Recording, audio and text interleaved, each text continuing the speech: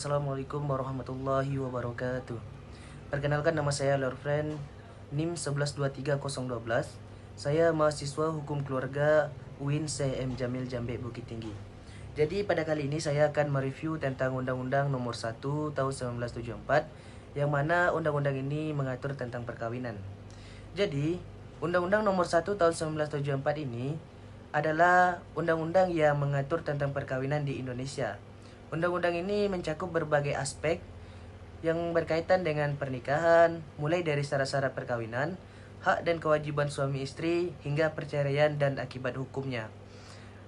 Yang pertama itu tentang tujuan dan azas perkawinan. Tujuan perkawinan yang diatur pada pasal 1 undang-undang ini, yang mana menyatakan bahwa perkawinan adalah ikatan lahir batin antara seorang pria dan seorang wanita sebagai suami istri, dengan tujuan membentuk rumah tangga atau membentuk keluarga yang bahagia dan kekal berdasarkan ketuhanan yang Maha Esa. Yang kedua, undang-undang ini menganut tentang azas monogami, yang mana azas monogami ini dapat diketahui hanya boleh mempunyai satu pasangan. Artinya, seorang laki-laki tidak boleh memiliki banyak istri, maka laki-laki tersebut hanya boleh mempunyai satu pasangan. Dan juga perempuan hanya boleh mempunyai suatu suami. Syarat-syarat perkawinan. Undang-undang ini mengatur tentang syarat-syarat perkawinan, yang mana diatur pada pasal 6 hingga 12 tentang syarat-syarat perkawinan, termasuk usia minimal untuk menikah. Jadi undang-undang ini, batas usia perkawinan bagi perempuan itu 16 tahun dan bagi laki-laki 19 tahun. Yang mana undang-undang ini dirubah menjadi Undang-Undang Nomor 16 Tahun 2019 tentang batas usia perkawinan. Maka setelah perubahan, minimal batas perkawinan itu bagi laki-laki 19 tahun dan bagi perempuan 19 tahun. Dan yang kedua, persetujuan kedua belah pihak. Dalam pernikahan, undang-undang ini mengatur pernikahan itu tidak boleh dalam keadaan terpaksa, artinya harus dalam kerelaan antara pasangan tersebut. Dan yang ketiga, ada izin dari orang tua atau wali mereka. Dan selanjutnya, hak dan kewajiban suami istri, yang mana diatur pada pasal 30 hingga 34, mengatur tentang hak dan kewajiban suami istri, yang meliputi tentang kewajiban untuk saling mencintai, menghormati, setia, dan memberikan bantuan lahir dan batin. Suami adalah kepala keluarga dan istri adalah ibu rumah tangga, namun keduanya memiliki hak dan kewajiban yang sama dalam menjalankan rumah tangga. Dan juga mengatur tentang perceraian dan akibat hukum.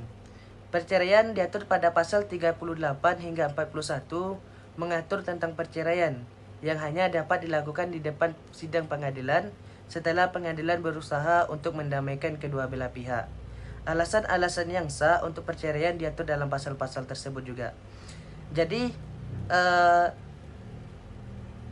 perceraian itu dianggap tidak sah apabila dilakukan tidak di depan pengadilan.